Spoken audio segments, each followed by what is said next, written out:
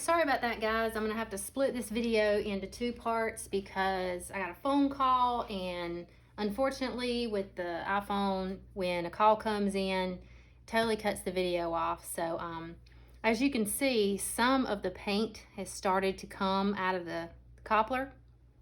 And what I'm gonna do is I'm gonna start sliding. Now remember what I said before, you're just hovering.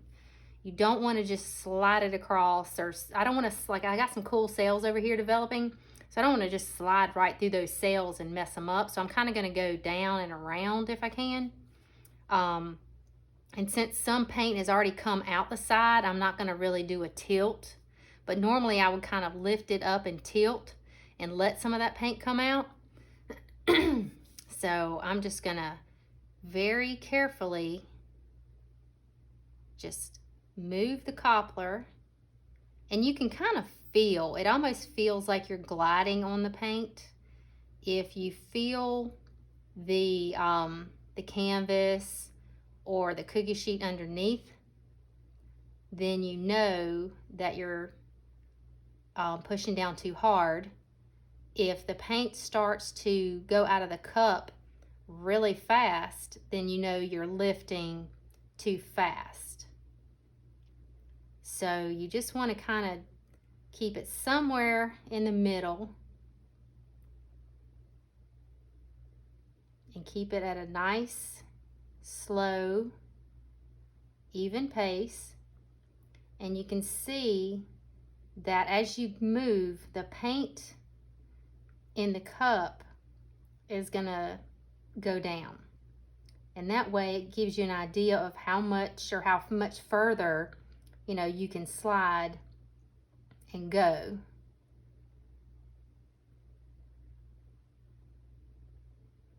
So I'm gonna kind of, I still got quite a bit, so I think I'm gonna like try to curve it around here, and then I'll go off of this edge. But you can see I'm not lifting it above the pillow. I'm just kind of in the middle.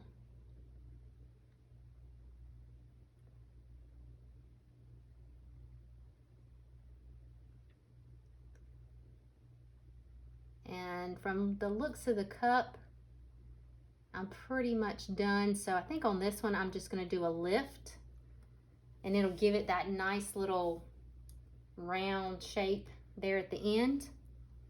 I'll put my cobbler to the side. I'm gonna give it just a second to kind of settle and develop a little bit. Now, since this cup set for a few minutes because of my my phone cutting out, and it coming out the sides and stuff, it may not be exactly, you know, the way I wanted to show you, but it's close enough. This over here is really cool. I'm gonna give you a close-up in just a minute, but first I want to use my torch and just run over it just lightly, and this will give you any kind of, you know, extra cell development and get rid of those air bubbles.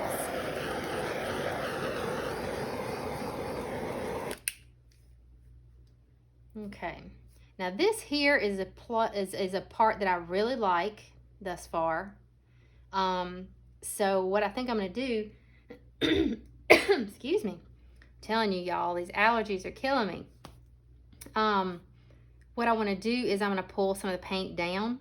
You don't want to tilt so much to where you stretch these sails out. Sometimes you can just leave it, as long as you have a nice even coat of everything. You know, it should dry nicely. But I do like to tilt just a little bit, but I don't want to, you know, mess up. Like this sail here got stretched because it flowed out before I wanted it to, because of my disruption.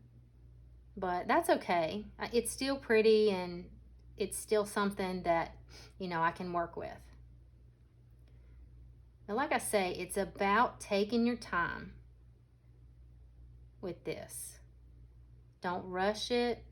You don't want to tilt too hard to where your cells just get muddied and, you know, misshapen.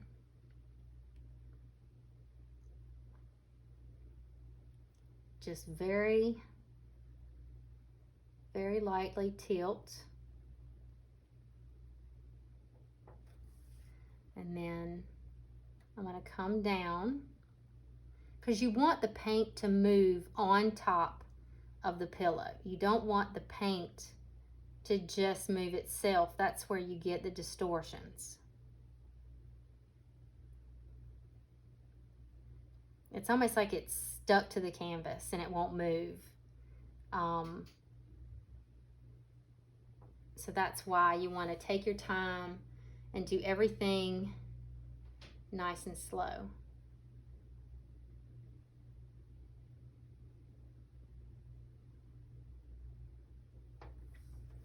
And so far I'm seeing some good cell development. Like I say, since I photograph, I look for places that that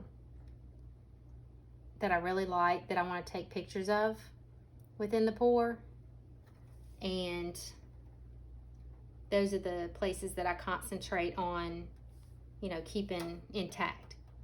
So like I say, you can you know, if you stop here, that's cool. If you want to tilt some more, that's fine. But I think as far as the structure of the cells, I think I'm good here. I'm going to do a close-up real quick, or grab my camera and give you a close-up, and that way you can kind of see some of the detail.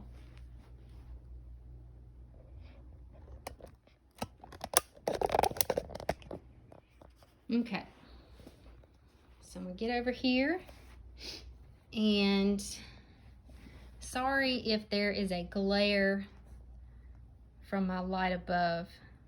Normally I do my pours earlier in the day and there's more daylight and natural light in here, so I don't have so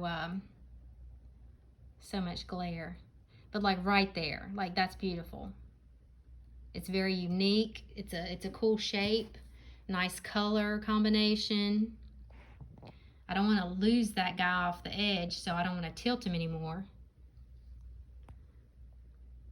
But as you can see, there's some pretty, you know, nice, funky compositions here. Like this is kind of an odd shaped cell, you know, looks like an owl. But the pinks and the yellow I used, you know, they really complement each other. And the black is probably, I probably could have, you know, taken a little bit of the black away, not use so much of that. But I think the contrast is good. It's not too much. But sometimes, you know, you get some of these, you know, real dark spots. But I think this is pretty evenly spaced color-wise. Yeah, see, that one's trying to go off the side there. So I'll probably put some popsicle sticks underneath to make sure it doesn't slide off. But yeah, I hope you guys enjoyed my video. This demo video will be in 2 parts, and I will post it as soon as I can. Thanks, guys. Appreciate it. See you next time. Oh, and don't forget to like and subscribe. Art by Sandra Medlin. Thanks.